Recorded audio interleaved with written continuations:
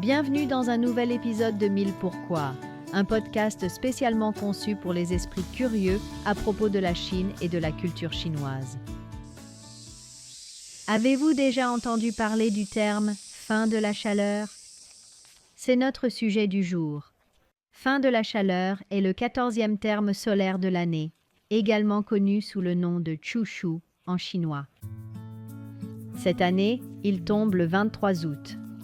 L'arrivée de la fin de la chaleur signifie que la plupart des régions de Chine se préparent à laisser derrière elles l'été chaud et à accueillir la saison automnale plus douce.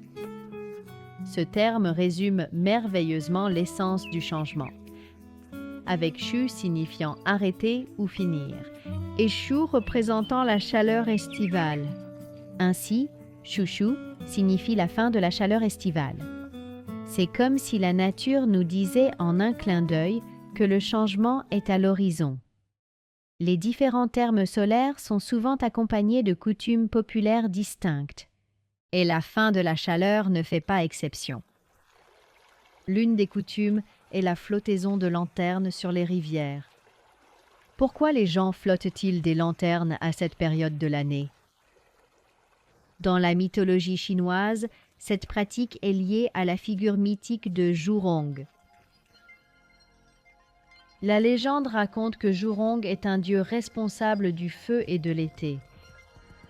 Il possède une personnalité empreinte de bravoure, de bonté et de sympathie.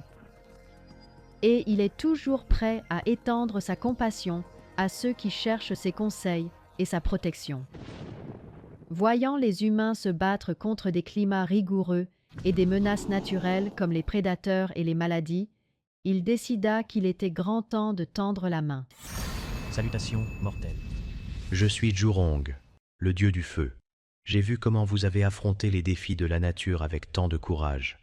Aujourd'hui, je vous offre un cadeau spécial, une étincelle de sagesse qui illuminera vos jours. Voici. Le feu, un élément qui apporte de la chaleur aux nuits froides, transforme les matières premières alimentaires en festins délicieux et dissipe les ténèbres avec son éclat rayonnant. Qu'est-ce que c'est que le feu ? Vraiment ? C'est quoi ça ? Ainsi, les enseignements de Zhurong apportèrent des changements significatifs dans la vie des gens.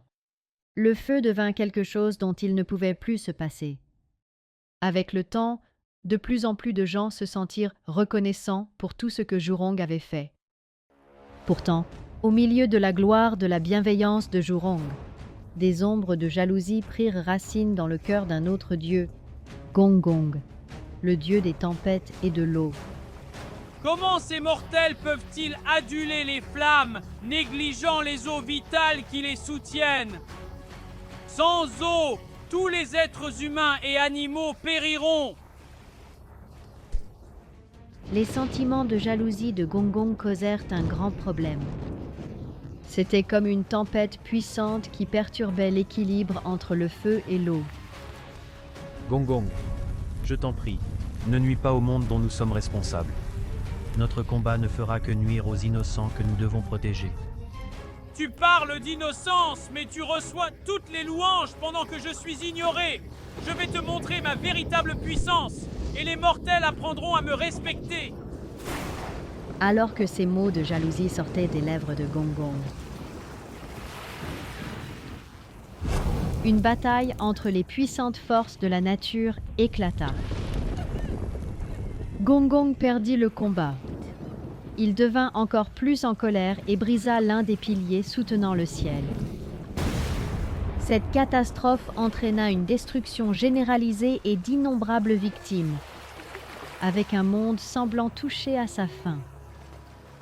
Même si Gonggong ait déclenché le conflit, Zhurong a également joué un rôle dans celui-ci.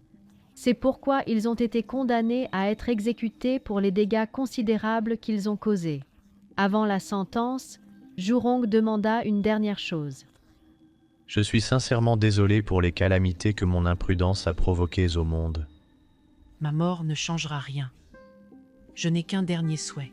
Je vous prie, permettez à mon âme de reposer dans une fleur de lotus et de flotter le long de la rivière. J'espère qu'elle deviendra une lueur d'espoir, un hommage à ceux dont les vies ont été bouleversées par les flammes de ma folie. Ainsi, Le jour de la mort de Jurong, le dieu de l'été et du feu, est devenu la fin de la chaleur. Et l'usage de laisser flotter des lanternes sur les rivières trouve également son origine dans son dernier souhait. Voilà l'histoire derrière l'origine de Chouchou et de sa coutume.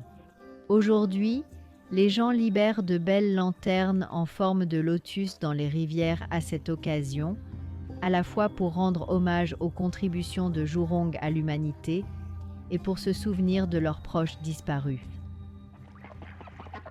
Outre le lâcher de lanternes, il existe de nombreuses autres coutumes liées à Chouchou.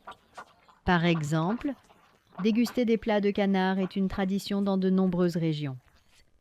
Les anciens Chinois croyaient que les canards de cette période étaient inégalés en saveur et en valeur nutritive, et qu'en les consommant, on contribuait au bien-être physique. Comme le dit un vieux proverbe traditionnel, « 处暑送鸭，无病各家» Manger des canards pendant Chouchou fait reculer les maladies de chaque maison. C'est ainsi que se termine cet épisode de 1000 Pourquoi. Nous espérons que vous avez apprécié cette légende chinoise intéressante et l'arrivée de Chouchou. Si vous avez aimé ce podcast, veuillez nous donner une note de 5 étoiles sur la plateforme de votre choix et partager cette histoire avec vos amis. À la prochaine fois, au revoir pour l'instant.